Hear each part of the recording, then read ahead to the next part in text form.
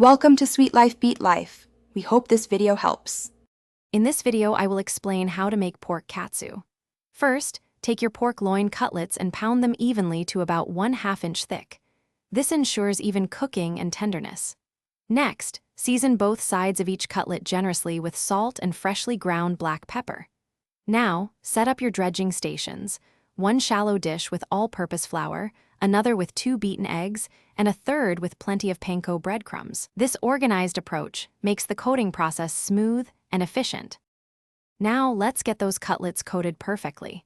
Take each seasoned pork cutlet and dredge it thoroughly in the flour, shaking off any excess. Then, dip it into the beaten egg, letting any extra drip away.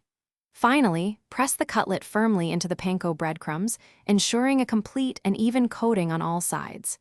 This panko layer is key to achieving that signature crispy katsu crust. While you're coating, heat about 2 inches of neutral oil in a deep pan to 350 degrees Fahrenheit. With your oil at the perfect temperature, it's time to fry. Carefully place 1 or 2 coated pork cutlets into the hot oil, being careful not to overcrowd the pan. Overcrowding can drop the oil temperature, leading to greasy katsu. Fry each side for about 2 to 3 minutes, or until it's beautifully golden brown and wonderfully crispy. Once cooked, transfer the katsu to a wire rack set over a baking sheet. This allows any excess oil to drain off, keeping your katsu perfectly crisp. Your delicious pork katsu is ready. For traditional serving, slice each cutlet into 1-inch wide strips. This makes it easy to pick up and enjoy.